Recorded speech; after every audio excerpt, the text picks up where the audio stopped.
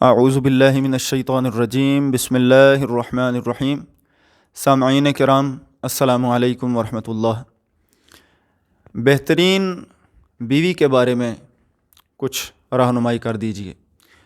تو اگر بہترین بیوی کی بات کی جائے تو بہترین بیوی وہ ہے جو پہلی ہی نظر میں اپنے شوہر کو خوش کر دے۔ یہ تفصیل میں سے ایک بات ہے، لیکن اگر اس کی ہیڈنگ بنائی جائے تو وہ یہ بنتا ہے کہ بہترین بیوی وہ ہے جو اپنی ذمہ داریوں کو، اپنے فرائض کو اور شوہر کے حقوق کو اچھے طریقے سے ادا کرے، وہ بہترین بیوی ہے۔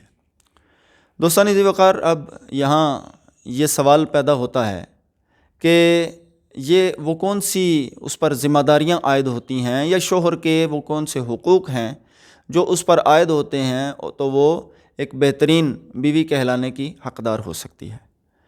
اگر ہم دیکھیں تو چونکہ شوہر اس کا مربی ہے، اس کا محسن ہے، اور اس کو دوسرے لفظوں میں اس کی تربیت کرنے والا ہے، اس کے نان و نفقہ کا خیال رکھنے والا ہے، تو قرآن کریم نے اس کے شوہر کی حیثیت کو بڑے خوبصورت انداز سے واضح فرمایا ہے۔ قرآن کریم کہتا ہے الرجال قوامون علی النساء، کہ مرد عورتوں پر حاکم ہیں۔ اچھا، مرد عورتوں پر حاکم ہیں، یعنی یہ ماتحت اور آقا کا ایک کہہ لیں رشتہ بنتا ہے اس طرح سے، یا یوں سمجھے کہ آفیسر اور ماتحت کا رشتہ بنتا ہے۔ اب جو یہ بات برابری کی سطح پر کی جاتی ہے، قرآن کریم نے عورت اور مرد کو برابر قرار نہیں دیا، لیکن اس کا یہ مطلب قطعاً نہیں ہے کہ مرد جو ہے وہ عورت کو غیر ضروری دبائے، لیکن چونکہ ہم یہاں بات کر رہے ہیں کہ بہترین عورت کی، تو بہترین عورت وہ ہے جو اپنے شوہر کی اطاعت گزار ہو، اس کی عزت کی حفاظت کرنے والی ہو، اس کی اجازت کے بغیر گھر سے نہ نکلتی ہو۔ میں نے ایک جگہ حدیث مبارکہ پڑھی کہ اللہ کے نبی علیہ الصلاۃ والسلام نے عورت کو مرد کی اجازت کے بغیر اس کے والدین کے گھر میں بھی جانے کی اجازت نہیں عنایت فرمائی۔ تو صحابہ کرام نے پوچھا کہ اگرچہ شوہر ظالم ہو، تو فرمایا اگرچہ شوہر ظالم ہو۔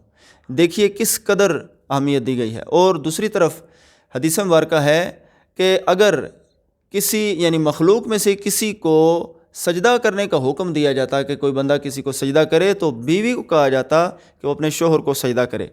اب یہ اگر اس معاملے کو دیکھا جائے تو مجھے لگتا ہے کہ یہی وجہ ہے کہ شوہر کو مجازی خدا بھی کہا گیا ہے۔ حقیقی خدا تو اللہ تعالیٰ کی ذات ہے، لیکن مجازی استعارتاً جو یہ لفظ استعمال ہوا ہے، تو یہ مجازی طور پر شوہر گویا کہ خدا ہے اپنی بیوی کا۔ تو اس کی اچھی تربیت کرنا اور اللہ کے اس فرمان پر عمل کرتے ہوئے یا ایھا الذین آمنوا قوا انفسکم واہلیکم نارا، اے ایمان والو اپنے آپ کو اور اپنے گھر والوں کو جو ہے وہ آگ سے بچاؤ۔ تو وہ اپنے طریقے سے، لیکن جب بیوی پر وہ تدبیر کرتا ہے آگ سے بچانے کی، تو بیوی اس کی اطاعت گزاری کرے۔ بیوی کی یہ ذمہ داری ہے کہ اگر شوہر اس کو زیب و زینت کا کہے تو بیوی یہ نہ کہے کہ بھی کیوں باہر جانے کا پروگرام ہے۔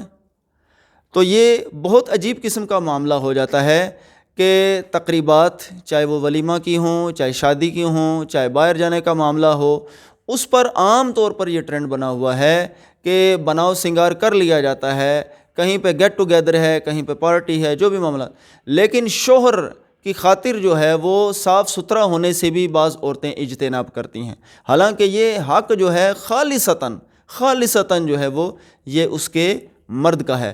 اب والدین تو بڑا حسن سلوک کرتے ہیں، بیٹی کو جناب سونا بھی دے دیا، بیٹی کو جو ہے وہ بناؤ سنگار کی چیزیں بھی دے دیں، لیکن وہ ایک کوٹھڑی میں پڑی ہوئی ہیں۔ اگر شوہر کہتا ہے کہ دیکھیں ان کی کوئی زکوٰۃ بنتی ہے، نہیں آپ کی میرے سونے پر نظر ہے، بھائی کیسی بات کرتی ہو، ہماری نظر آپ کی آخرت پر ہے۔ تو اچھی بیوی جو ہے وہ اپنے شوہر کے ساتھ وفا شیار ہوتی ہے۔ اچھا، یہ تو اچھی بیوی کی بات ہے، تو کس بیوی پر لعنت کی گئی ہے؟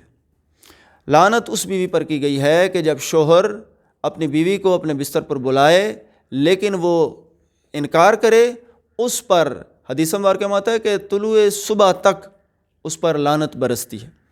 اب یہ لعنت کیوں برستی ہے؟ اس میں حکمت کیا ہے؟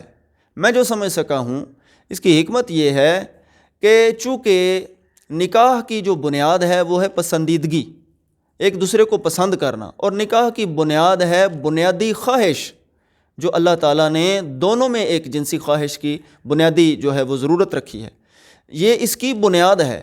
تو جب یہ بنیادی ضرورت ہی اس پر بار بار عورت کی طرف سے انکار ملے گا، تو چونکہ بنیادی ضرورت کا استحصال کیا جا رہا ہے، جو وجہ بنی تھی نکاح کی، اس پر بے جا انکار وہ طلاق کی وجہ بھی بن جاتا ہے۔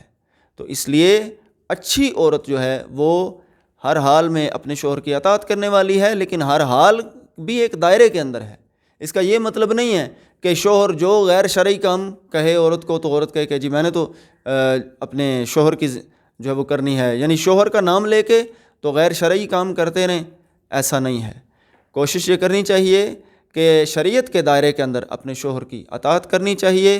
اس عورت پر اللہ تعالیٰ کی خاص رحمت ہوتی ہے اور وہ اللہ کی محبوب ہوتی ہے جو اپنے شوہر کا خیال رکھے۔ حدیث مبارکہ کا مفہوم یہ ہے کہ وہ عورت جنت میں جائے گی کہ جس کا شوہر اس سے راضی ہو، یعنی مطلب یہ ہے کہ اگر شوہر اس دنیا سے چلا گیا ہے لیکن بیوی سے اس حال میں گیا ہے کہ وہ اس سے راضی تھا، تو وہ عورت جو ہے وہ جنت میں جائے گی۔